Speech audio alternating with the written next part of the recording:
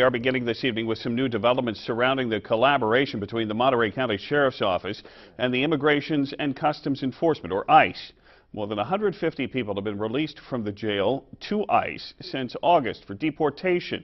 Many opponents are asking county leaders to intervene.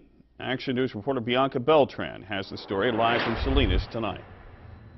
Dan, earlier this year, the sheriff gave federal agents access to the jail and their records in order to identify inmates who were high priority for removal and to prevent them from re-entering the community. Now, since this program was initiated, the supervisors of the county have been under a lot of pressure to do something about it, but they say their hands are tied. The ACLU is very much concerned about this particular policy, and we feel Sheriff Bernal should end the policy and stop entanglement with federal immigration enforcement. Tuesday morning, the Monterey County Board of Supervisors responded to a letter from the ACLU requesting they intervene and have the sheriff end an immigration enforcement program. In a response letter, they explained that the board does not have control over the sheriff's office, but instead can request transparency. They are asking that the sheriff provide a monthly report on how many people have been released to ICE. He is to meet with members of the community to explain what is going on. The board is also requesting a quarterly report on the cost of this program.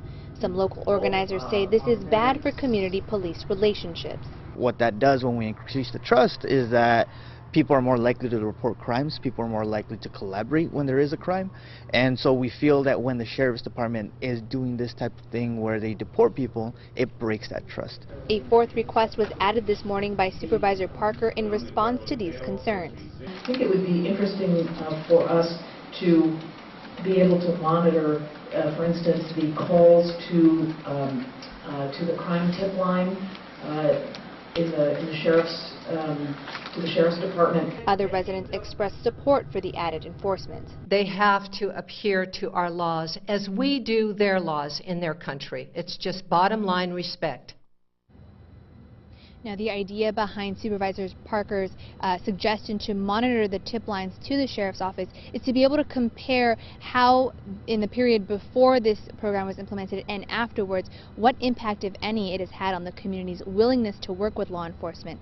Now, that request and all of the others have been approved by the supervisors this morning and will go to the ACLU and the sheriff for action, but of course, it's up to the sheriff to do that.